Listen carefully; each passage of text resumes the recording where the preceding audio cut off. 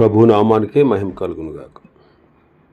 కూడొచ్చిన మీ అందరికీ కర్మల ఆత్మీయ సహవాస సంఘ విశ్వాసులందరికీ మన ప్రభువును ఆయన ప్రియ కుమారుడునైన యేసుక్రీస్తు వారి శ్రేష్టమైన నామంలో శుభములు మరియు అందరికీ వందనాలండి.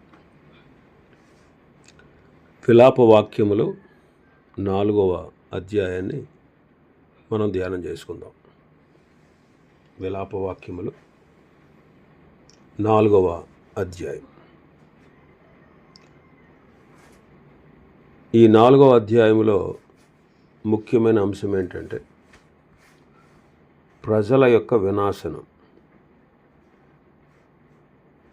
శిథిలమైన యెరూషలేము. శిథిలమైన యెరూషలేము. యెరూషలేము పతనం తరువాత వారికి ఎదురైనటువంటి భయంకర పరిస్థితులను, వారు అనుభవించిన వేదనను కళ్ళకు కట్టినట్టుగా ఈ అధ్యాయం వివరిస్తుంది. ప్రవక్త అయిన ఇర్మియా ఈ అధ్యాయంలో ఒకప్పుడు వైభవంగా ఉన్న నగరం ఇప్పుడు ఎంతటి దీనస్థితికి చేరుకుందో వివరిస్తూ విలపించాడు. మొదటి 10 వచనాల్లో వైభవం నుండి వినాశనానికి ఈ భాగంలో ఇర్మియా విలువైన వస్తువులను యెరూషలేము ప్రజలతో పోలుస్తూ వారి ప్రస్తుత పరిస్థితిని వివరిస్తాడు.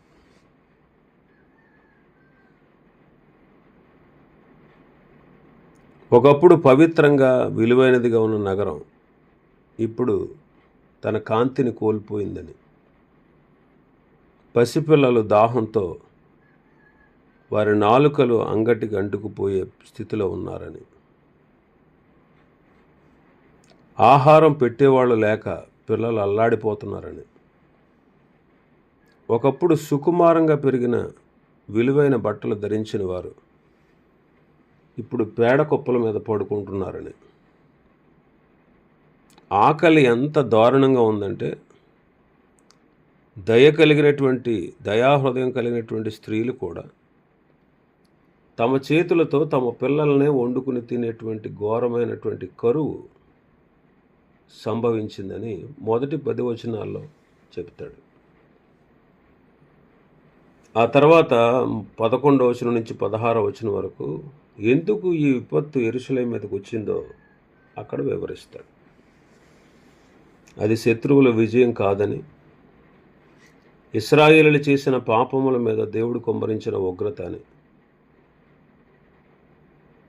ప్రవక్తలు, యాజకులు, అధిపతుల యొక్క పాపం అని, ప్రజలను దేవుని మార్గంలో నడిపించాల్సిన నాయకులే నీతిమంతుల రక్తాన్ని చిందించారని, వారి అపవిత్రత వల్ల దేవుడు వారిని విసర్జించాడని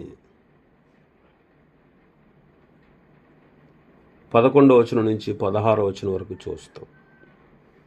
17వ వచనం నుంచి 20వ వచనం వరకు యోధా ప్రజలు తమను రక్షించడానికి ఐగుప్తు వంటి ఇతర రాజ్యాల సహాయం కోసం ఎదురు చూశారని,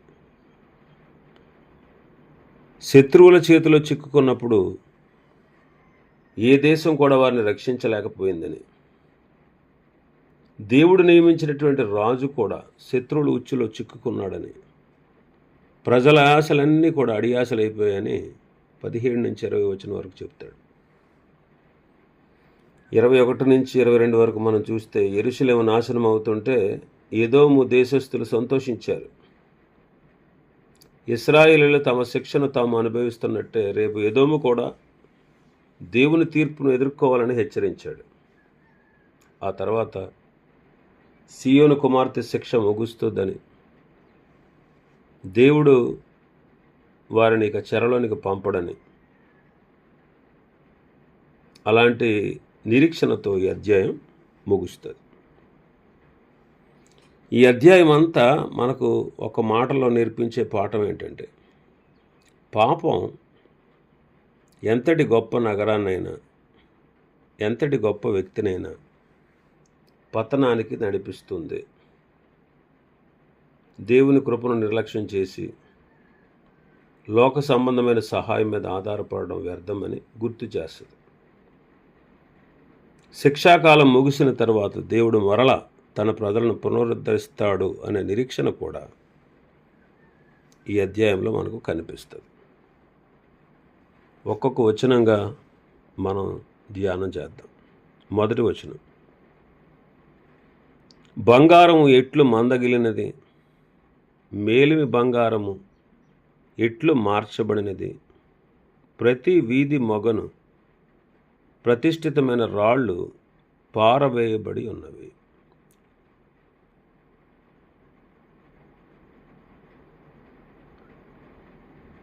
బంగారము ఎలాగూ మసకబారెను అంటున్నాడు.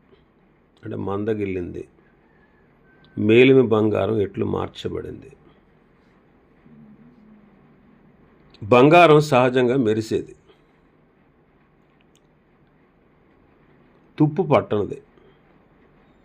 కానీ ఇక్కడ ప్రవక్త ఇర్మియా అంటారు, బంగారం మందగిలింది అంటాడు. అంటే మసక బారిపోయింది. దేవుని దృష్టిలో ప్రత్యేకమైన సంపదగా ఉన్న ఇశ్రాయేలు ప్రజలు బంగారం లాంటి వాళ్ళు. ఇప్పుడు వారు తమ పాపం వల్ల తమ విలువను, తమ యొక్క ప్రకాశాన్ని కోల్పోయారు. సొలొమోను కట్టించిన దేవాలయం అంతా కూడా బంగారుమయం. శత్రువుల దాడుల వల్ల, అగ్ని వల్ల ఆ బంగారం నల్లబడిపోయి దాని సౌందర్యం అంతా పోయింది. మేలిమి బంగారము మార్చబడింది. అంటే మేలిమి బంగారం, ప్యూర్ గోల్డ్ వికారమైంది అంటున్నాడు. అంటే మేలిమి బంగారం అత్యంత విలువైంది. ఇది యెరూషలేములో ఉన్నతంగా బ్రతికేవారిని, అధికారులను, రాజులను, యాజకులను సూచిస్తూ ఉంది. మేలిమి బంగారం ఒకప్పుడు గౌరవంగా, పవిత్రంగా, ఉన్నతంగా బ్రతికిన వారు ఇప్పుడు బబులోను యొక్క సైన్యం చేతిలో అవమానానికి, అపవిత్రతకు గురయ్యారు. వారికి పూర్వం ఉన్న మెరుపు పోయి వారు చూడడానికి వికారంగా, గుర్తుపట్టలేనంత దైన్యంగా మారిపోయారు. పరిశుద్ధమైన రాళ్ళు వీధి కొనను పారవేయబడి ఉన్నవి. ప్రతి వీధి మొగను ప్రతిష్ఠితమైన రాళ్ళు పారవేయబడి ఉన్నవి అంటాడు. దీనికి రెండు అర్థాలు ఉన్నాయి. మొదటిది ఏంటంటే, దేవాలయ నిర్మాణంలో ఉపయోగించిన పవిత్రమైన రాళ్ళు శత్రువులు ప్రాకారాలను పడగొట్టడం వల్ల వీధుల పాలయ్యాయి. పవిత్ర స్థలంలో ఉండాల్సిన రాళ్ళు ఇప్పుడు చెత్తల వీధిలో పడి ఉన్నాయి. ఇంకొకటి ఏంటంటే, ఇక్కడ రాళ్ళు అంటే యెరూషలేము ప్రజలు. దేవుని మందిరానికి ఆభరణాల్లా ఉండాల్సిన ప్రజలు ఇప్పుడు వీధి వీధిన శవాలై పడి ఉండడం లేదా ఆకలితో అలమటించడం కనబడతాం.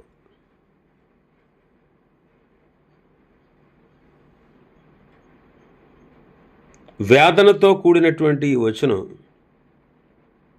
దేవుని సన్నిధిని, ఆయన వాక్యాన్ని మనం నిర్లక్ష్యం చేస్తే ఎంతటి ప్రశస్తమైన జీవితాన్నైనా, అంటే బంగారం లాంటి జీవితాన్ని కలిగి ఉన్న తమ యొక్క విలువను కోల్పోయి వీధి పాలవుతాము అనే విషయాన్ని ఇర్మియా ఇక్కడ వివరిస్తున్నాడు. ఈ వచనాన్ని గురించి మనం క్లుప్తంగా చెప్పాలంటే, పాపం అనేది మనిషి యొక్క ఆత్మీయ సౌందర్యాన్ని మరియు విలువను కూడా నాశనము చేస్తుంది. ఏమంటే మనం దేవుని పిల్లలం, అన్యజనులం కాదు. అంటే దేవుణ్ణి ఎరగని వారం, దేవుని వాక్యాన్ని ఎరగని వారం కాదు. అన్యజనులు అంటే ఎవరంటే దేవుణ్ణి కానీ దేవుని వాక్యాన్ని కానీ ఎరుగని వారు. మరి మనం అన్యజనులం కాదు, ఆయన పిల్లలం. దేవుణ్ణి ఎరుగుదుము, ఆయన వాక్యాన్ని కూడా ఎరిగి ఉన్నాము. అన్యజనులు పాపం చేస్తే వారి అంత్యము నిత్య నాశనం. మరి మనకు లోకముతో పాటు కలిగే శిక్షావిధి లేదు. అలాగని ఎన్ని పాపాలు చేసినా దేవుని కృప ఉంది, ఆ కృపతో నన్ను దేవుడు క్షమించేస్తాడు, నేను ఏదైతే మంచి చేయాలనుకుంటున్నానో చేయలేకపోతున్నాను, నేను చెయ్యకూడని కీడే చేస్తున్నాను, అయినా దేవుని కృప ఉంది అని దేవుని వాక్యాన్ని అపార్థం చేసుకుని ఇష్టానుసారంగా పాపాలు చేసేవాళ్ళు ఉన్నారు. గమనించండి, దేవుడు పాపాన్ని సహించడు. అన్యజనులు ప్రభువుని అంగీకరించిన వారు, దేవుణ్ణి ఎరగని వారు, వారు తమ పాపానికి వచ్చేటువంటి శిక్షను, నిత్య శిక్షను భరిస్తారు. చనిపోయిన తర్వాత పాతాళంలో పడి అగ్ని గంధకాలతో మండు గుండంలో పాలు పొందుతారు. కానీ నీవు నేను పాపం చేస్తే లోకముతో పాటు కలిగే శిక్షావిధి లేదు, కానీ తప్పనిసరిగా మనల్ని కూడా ఘోరంగా శిక్షిస్తాడు. శిక్ష ఉంటుంది, తండ్రిలాగా శిక్షిస్తాడు. న్యాయాధిపతిగా కాదు, తండ్రిగా శిక్షిస్తాడు. మరి నేను పాపం చేస్తాను, నేను పాపమే చేస్తూ ఉంటాను, నేను బలహీనుణ్ణి, నేనేం చేయను, ఈ పాపమే చేస్తాను అంటూ పాపాన్ని కొనసాగించుకుంటూ పోతే తద్వారా దానివల్ల వచ్చేటువంటి శిక్ష కూడా నీకు వస్తుంది. అదే జరిగింది ఇశ్రాయేలీయులు దేవుని సంతానం, దేవుని ప్రజలు, వారు ప్రత్యేకించబడిన జనాంగం. వాళ్ళు పాపం వల్ల ఎన్నోసార్లు శిక్షలు అనుభవించారు. అబ్రహాము సంతానం కదా, వాళ్ళు నేను ఏర్పరచుకున్న జనాంగం కదా అని దేవుడు వారిని శిక్షించడం మానేశాడా? మానలేదు. ఆ విషయాన్ని మనం గుర్తుపెట్టుకోవాలి. విచ్చలవిడితనంగా విపరీతంగా పాపకార్యాలు చేసుకుంటూ పోతే ఈ భూమి మీదే నువ్వు దేవుని శిక్షను అనుభవిస్తావు. 2వ వచనం, మేలిమి బంగారముతో పోల్చదగిన సియోను ప్రియ కుమారులు ఎట్లు కుమ్మరి చేసిన మట్టి కుండలుగా ఎంచబడుచున్నారు. మేలిమి బంగారముతో సమానమైన పోల్చదగిన సియోను ప్రియ కుమారులు. ఇర్మియా ప్రవక్త ఇక్కడ యోధా దేశపు యువకులను, రాజకుమారులను, సామాన్య ప్రజలను మేలిమి బంగారముతో పోలుస్తున్నాడు. బంగారం ఎలాగైతే భూమి మీద అత్యంత విలువైనదో, దేవుని దృష్టిలో ఆయన ప్రజలు కూడా, సియోను కుమారులు కూడా ప్రియమైన వారు, విలువైన వారు. ఇతర జనాంగాల కంటే వీరు దేవుని నిబంధన ప్రజలుగా పవిత్రంగా ఉండాల్సిన వారు. వారి శిక్షణ, వారి సంస్కృతి, వారి ఆత్మీయ వారసత్వం వారిని అత్యంత ప్రశస్తమైన వారిగా చేశాయి. కానీ ఇప్పుడు ఎలా ఎంచబడుతున్నారట? కుమ్మరి చేసిన మట్టి కుండలుగా ఎంచబడుచున్నారు. బంగారానికి మట్టి కుండకు వ్యత్యాసం ఎంత పెద్దదో ఒకసారి చూడండి. మట్టి కుండ చౌకైనది, సులభంగా దొరికేది, అంతకంటే ముఖ్యంగా అది త్వరగా పగిలిపోయేది.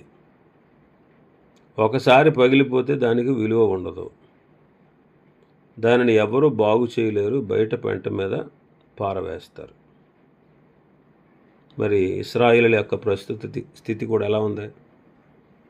బబులోను సైన్యం దాడి చేసినప్పుడు ఒకప్పుడు బంగారం లాంటి గౌరవాన్ని పొందిన యెరూషలేము కుమారులు ఇప్పుడు శత్రువుల చేతుల్లో నిర్దాక్షిణ్యంగా చంపబడుతున్నారు. వారి ప్రాణాలకు ఏమాత్రము విలువ లేకుండా పోయింది.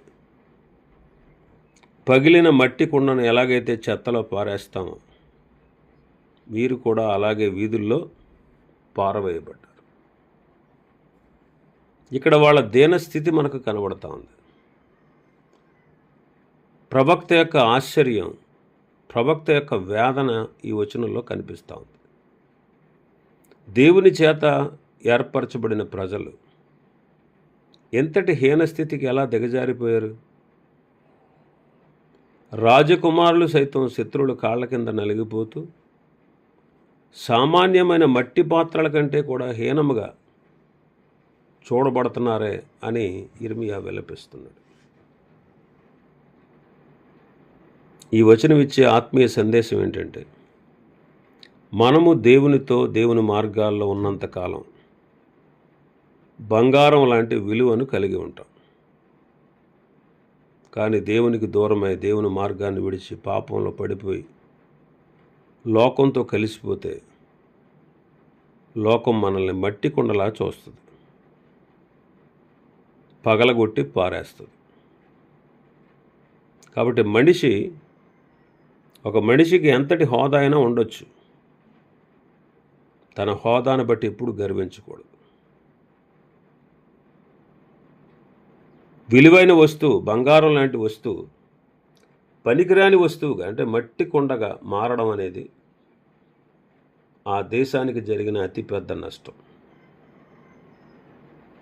ఈనాడు మనం ఆత్మీయంగా ఈ వచనాన్ని మనకు అన్వయించుకుంటే, మానవ జీవితంలో దేవుని కృప లేకపోతే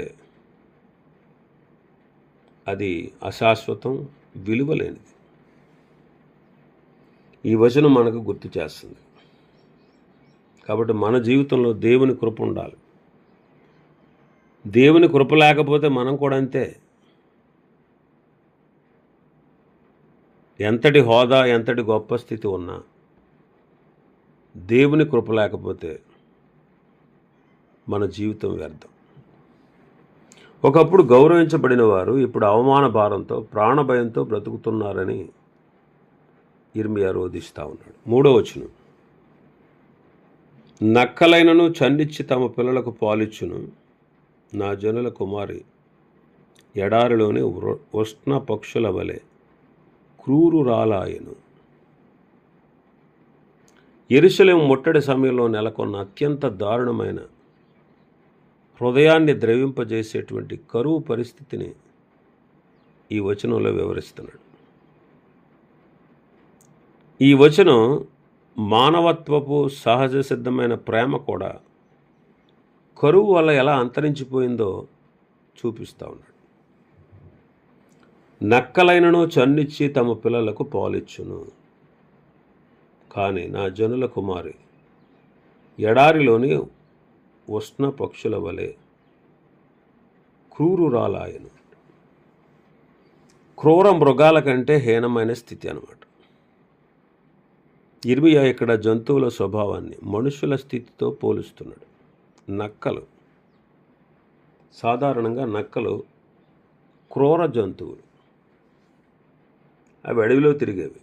అయినప్పటికీ అవి తమ పిల్లల పట్ల మమకారాన్ని చూపిస్తాయి.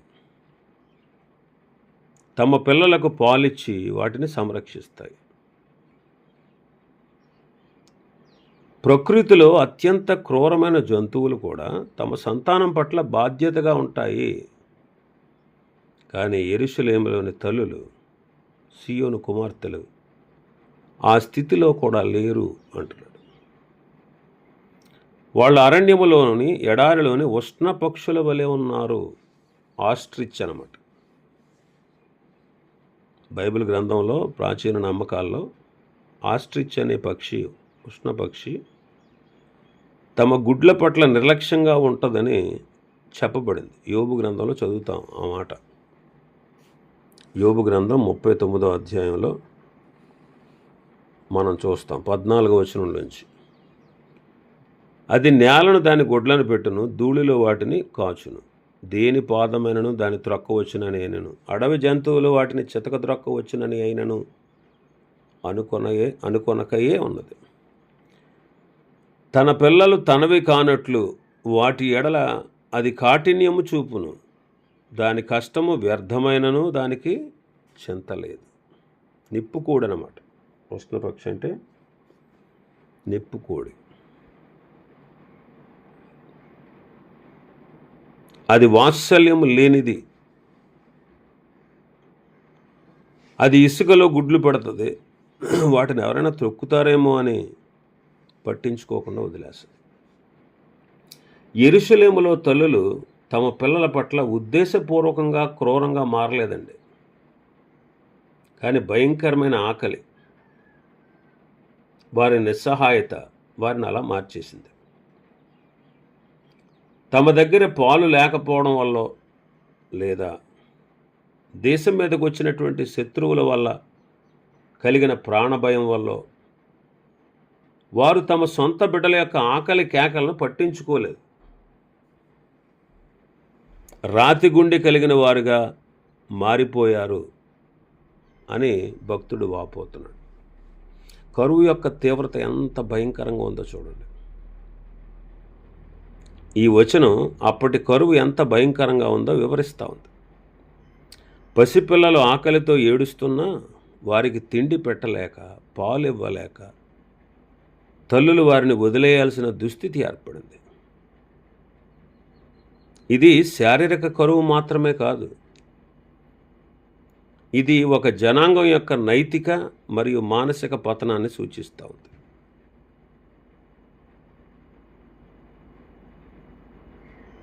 దేవుని యొక్క నీడ ఒక దేశం మీద నుంచి తొలగిపోతే ఆ దేశంలో అత్యంత పవిత్రమైన బంధాలు కూడా, అంటే తల్లి బిడ్డల ప్రేమల వంటివి కూడా చెల్లాచెదరైపోతాయి.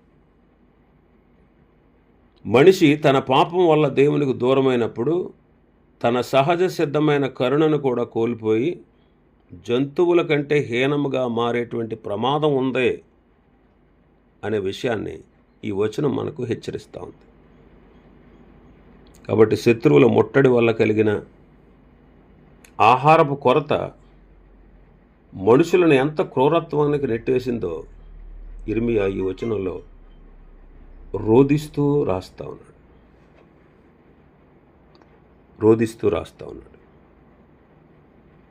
4వ వచనం చదివితే, దప్పి చేత చంటిపిల్ల నాలుక వాని అంగటిని అంటుకొనును, పసిపిల్లలు అన్నమడుగుదురు, ఎవడనూ వారికి పెట్టడు. యెరూషలేము ముట్టడి సమయంలో ఆకలి దప్పుల చేత వారు ఎలా అలమటించారో ఇక్కడ వివరిస్తున్నాడు. ఈ అధ్యాయంలోనే అత్యంత బాధాకరమైనటువంటి వచనాల్లో ఇది ఒకటి. ఎందుకంటే అమాయకపు పసిపిల్లల వేదన ఇక్కడ మనం చూస్తాం. చంటి పిల్లల నాలుకంట వారి అంగటికి అంటుకుంటుంది. తీవ్రమైన స్థితి అన్నమాట, డీహైడ్రేషన్. పాలిచ్చే తల్లుల రొమ్ములలో పాలు ఎండిపోయాయి. త్రాగడానికి నీళ్లు కూడా దొరకనటువంటి పరిస్థితి ఏర్పడింది. దాహం ఎంత తీవ్రంగా ఉందంటే వారి నోరు పూర్తిగా ఎండిపోయి నాలుక కదలలేని స్థితికి చేరుకుంది. మాట్లాడడానికి లేదా ఏడవడానికి కూడా శక్తి లేనటువంటి స్థితిని ఈ వచనం మనకు చూపిస్తూ ఉంది. పసిపిల్లలు అన్నం అడుగుతున్నారంట. అంటే పసిపిల్లలు అంటే కొద్దిగా ఎదిగిన పిల్లలు. అంటే మాటలతో వారికి ఆకలేస్తుంది అని వారు వ్యక్తపరచగలరన్నమాట. ఆకలితో అల్లాడిపోతున్నటువంటి పిల్లలు తమ తల్లిదండ్రుల దగ్గరికి వెళ్ళి, అమ్మా ఆకలేస్తుంది, ఏదైనా పెట్టండి అని అడుగుతున్నారు.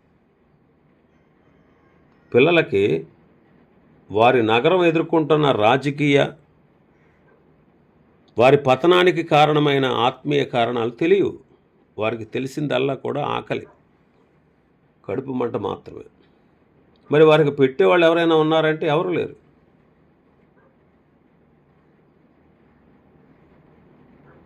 తల్లిదండ్రుల దగ్గర ఆహారం ఉండి పెట్టకపోవడం కాదండి, అసలు వారి దగ్గర ఇచ్చేందుకు ఒక్క మెతుకు కూడా లేదు.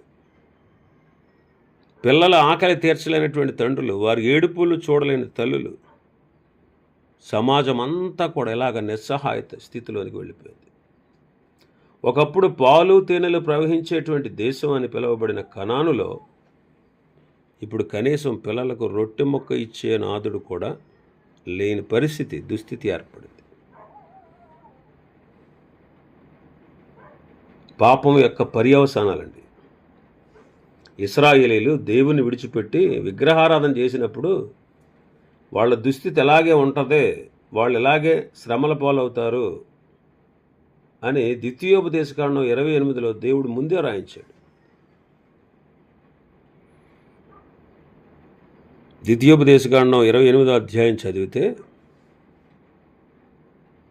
ఇశ్రాయేలీలు దేవుని విడిచిపెట్టి విగ్రహారాధన చేస్తే, ఇతర దేవతలను అనుసరిస్తే, వారు దేవుణ్ణి విసర్జిస్తే వాళ్లకు కలిగేటువంటి పర్యవసానాలు ఏంటో అక్కడ రాసి ఉంటుంది. మీరు 28వ అధ్యాయం ఒకసారి చదవండి. ఇవాళ ద్వితీయోపదేశకాండం 28వ అధ్యాయం చదవండి.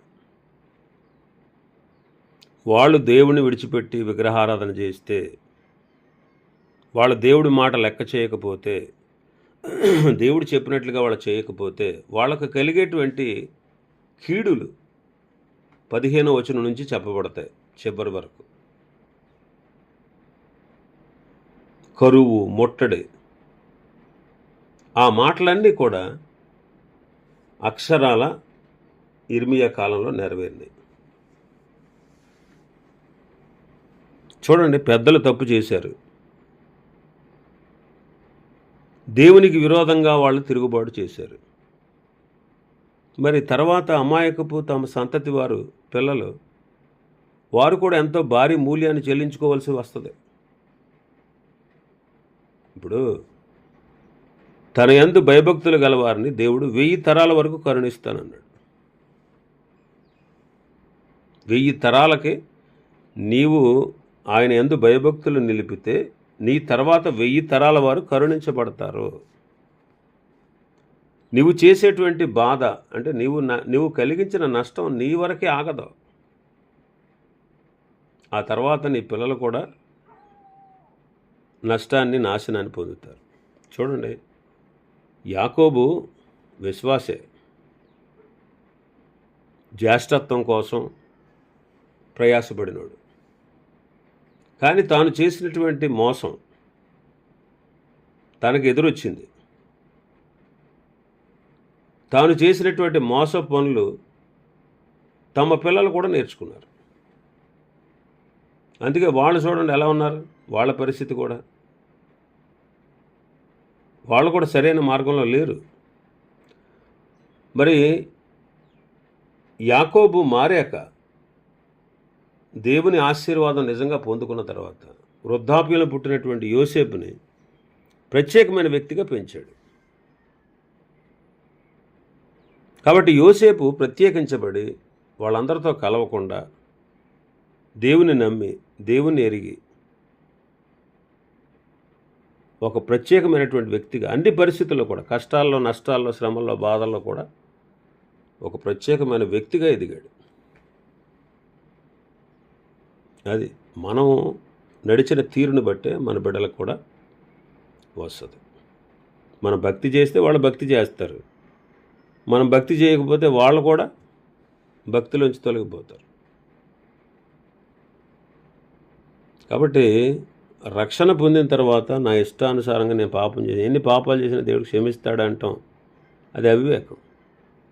క్షమించడండి, తప్పనిసరిగా శిక్ష విధిస్తాడు. అది ఇశ్రాయేలీలు భారీ మూల్యాన్ని చెల్లించుకోవాల్సి వచ్చింది.